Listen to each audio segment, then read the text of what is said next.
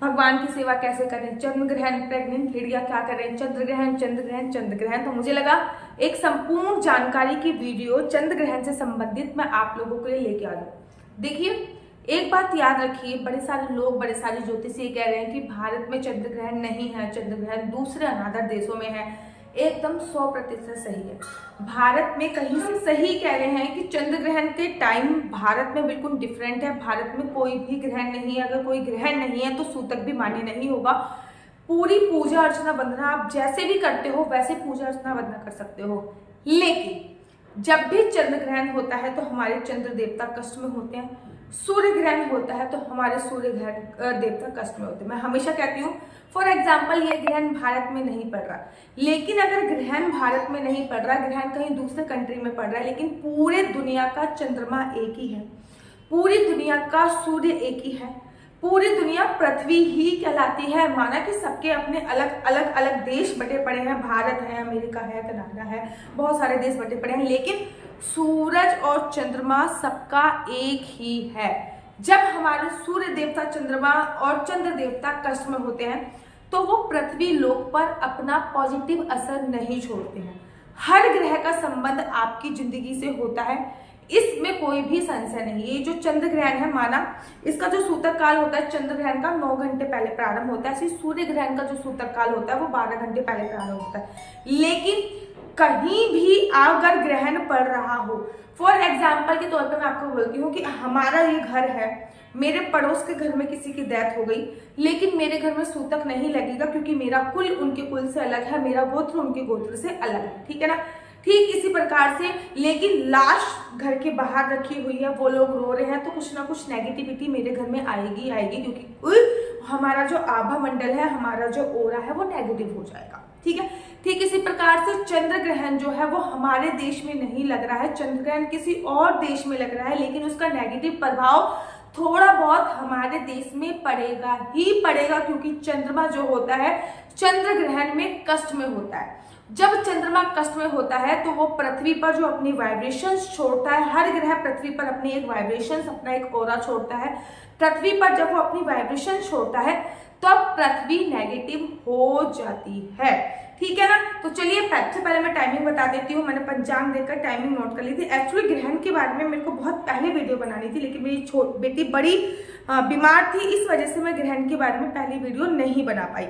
निकल रहा है 5 घंटे का ये चंद्र ग्रहण लगने वाला है और इसका टाइमिंग है भारत के टाइम के मुताबिक सुबह 6:12 से लेकर 10:17 पर ये चंद्र ग्रहण है और इस साल का आखिरी चंद्र ग्रहण है। और मैं ये कहूँ इस साल का आखिरी ग्रहण है तो भी कोई अतिशयोक्ति नहीं होगी, लेकिन देश दुनिया पर इसका असर होगा ही होगा, क्योंकि मैंने कहा ना सबका चंद्रमा एक ही है। अगर कोई नए कार्य प्रारंभ कर रहे हो मत कीजिए, अगर कोई बहुत शुभ काम के लिए इस पर्टिकुलर समय पे निकल रहे हो मत निकलिए, कोई लॉन्ग ड्राइव के लिए इस पर्टिकुलर समय पे निकल रहे हैं मत निकलिए। लेकिन हाँ, चंद्र ग्रहण के समय क्या हम श्राद्ध डाल सकते हैं या नहीं डाल सकते?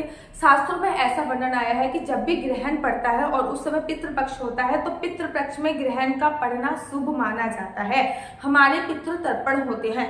पितृपक्ष के बारे में तो आपको अच्छी तरीके से नॉलेज होगी भी, संशय नहीं है कि चंद्र ग्रहण भारत में नहीं दिखाई दे रहा है। चंद्र ग्रहण यूरोप में, एशिया के अधिकांश भाग में, अफ्रीका में, उत्तर दक्षिण अफ्रीका में, प्रशांत महासागर में, हिंद महासागर में ऐसी जगह दिखाई देगा, लेकिन भारत में नहीं दिख रहा है।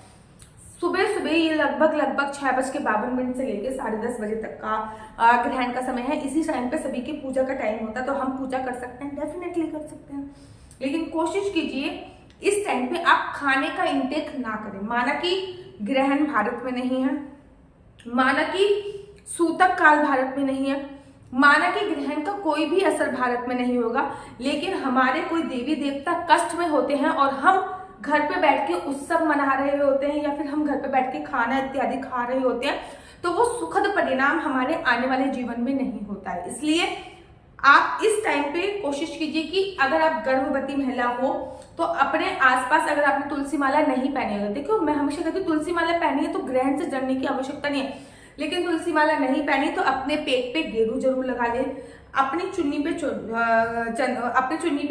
थोड़ी सी तुलसी जरूर बांध ले।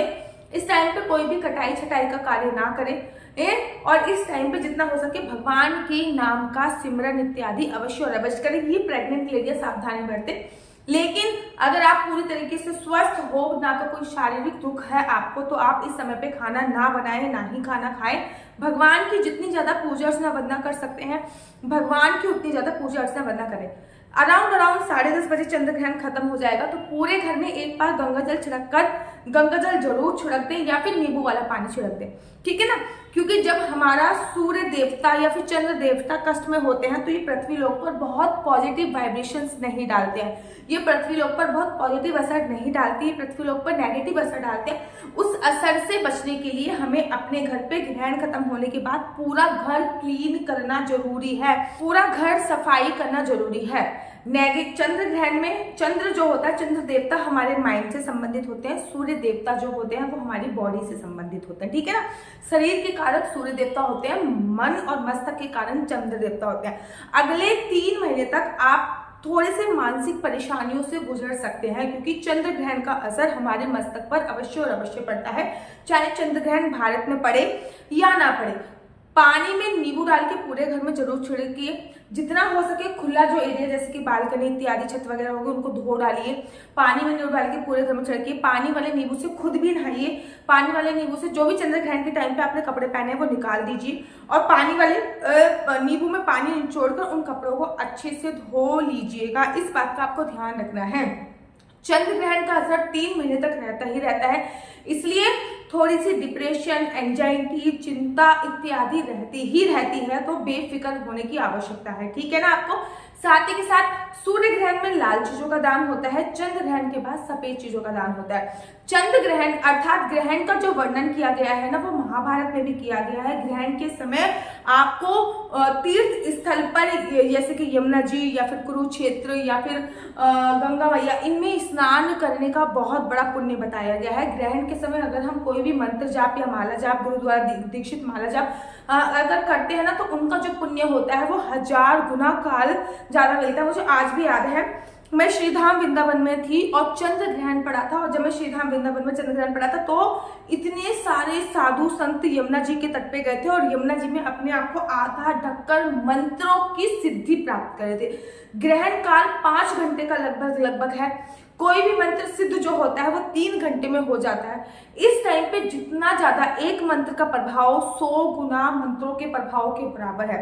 तो सुबह 6 बजे से अपने घर पे अगर आप 5 घंटे मंत्र जाप नहीं कर सकते तो यूट्यूब पर मंत्र इत्यादि चला दीजिए, ताकि आपके घर की वाइब्रेशन पॉजिटिव रहे, आप घर का काम करते वो मंत्र सुन सको। 5 घंटे अगर आप निराहार रह सकते हो तो बहुत अच्छी बात है, अगर नहीं रह सकते तो आप खाना इत्यादि खा सकते हैं, लेकिन कोशिश कीजिए कि वो खाना आप 10:30 बजे के बाद ही खाएं। ग्रहण खत्म होने के बाद, ग्रहण खत्म होने के भी 24 मिनट बाद ही ये सारी चीजें स्टार्ट करें।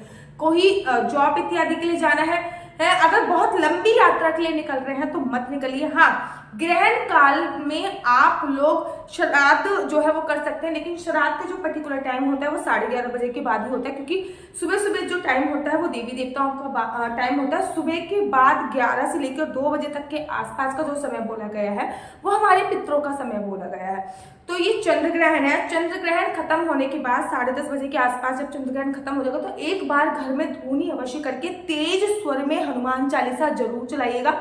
मैंने कहा ना, हमारे देवी देवता जब कष्ट में होते हैं तो वो पूरे ब्रह्मांड में नेगेटिव वाइब्रेशन डालते हैं। चंद्र ग्रहण में जो राहु है वो चंद्रमा को निगलता है, सूर्य ग्रहण में जो राहु है वो सूर्य को निगलता है। ये ज्योतिष की भाषा में होता है।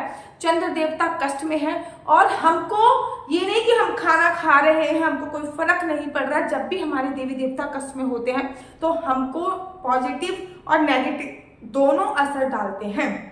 आने वाले 3 महीने में आपको मानसिक बीमारियों जैसे कि डिप्रेशन, एंजाइटी, चिंता, इनके केसेस आपको बढ़ते हुए दिखाई देंगे। आपको भी बहुत ज्यादा गुस्सा, चिड़चिड़ापन इत्यादि होगा ही होगा।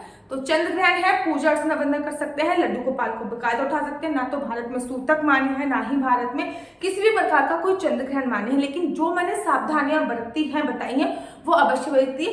चंद्र ग्रहण के बाद सफेद चीजों का जितना ज्यादा हो सके दान कीजिए। आटा हो गया, चावल होगी, आटा हो गया, चावल हो गई, सफेद रंग की दूध हो गया, दही हो गया, इन चीजों का जितना ज्यादा दान कर सकते हैं कर लीजिए। हाँ, एक जो भी आपका दूध इत्यादि सामान है घी भी, उनमें थोड़े थोड़े तुलसी दल जरूर डाल के रखिए। मैंने कहा ना, चंद्रमा एक ही है, बेशक सूतक हमारे भारत में मान्य नहीं है, चंद्रमा हमारे मतलब चंद्र ग्रहण हमारे भारत में मान्य नहीं हो पा रहा है, लेकिन मैंने कहा ना चंद्रमा हमारे कष्ट में है, तो पूरा ओरा, पूरा आभा मंडल जो है वो नेगेटिव वाइब्रेशन से भर जाता है, तो वो खाने में भी नेगेटिव वाइब्रेशन आ जाती है।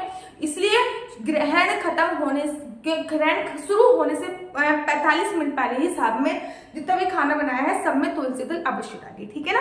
और अगर आप अपनी कुंडली मुझसे दिखवाना चाहते हैं, केवल आपको मुझे अपनी डेट ऑफ बर्थ भेजनी है और टाइम भेजना है, प्लेस भेजना है, जिस जगह आप पैदा हुए। अगर टाइम नहीं पता तो डेट ऑफ बर्थ और जगह से भी आपकी कुंडली पूरी एनालाइज कर सकते हैं, आपकी कुंडली पूरी बना सकते हैं, ठीक है ना। आपको मेरे को डेट ऑफ बर्थ और टाइम भेजनी पड़ेगी, उसके आधार पर मैं आपकी पूरा पर कुंडली बनाऊंगी और आपको फोन पर सारी कुंडली की जानकारी दूंगी और विद सॉल्यूशंस, क्या क्या उपाय आप कर सकते हैं, क्या क्या रेमेडी आप कर सकते हैं, आपका बच्चा किस क्षेत्र में जाएगा, आप किस क्षेत्र में जाओगे, क्या आपको होना है, क्या नहीं होना, बहुत सारी जानकारी मैं कुंडली के माध्यम से आपको देती हूँ। कौन सा ग्रह नक्षत्र सही चल रहा है, कौन सा ग्रह नक्षत्र सही नहीं चल रहा है, ये सभी जानकारी मैं आपको कुंडली के माध्यम से प्रोवाइड कराती हूँ।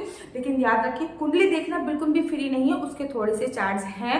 अगर आपको मेरी वीडियो अच्छी लगती है तो आप अपना यूट्यूब चैनल हरि बोल को लाइक शेयर सब्सक्राइब करना बिल्कुल भी मत भूलिए। तब तक के लिए मुझे दीजिए इजाजत। राधे राधे, हरे कृष्णा, हरि बोल।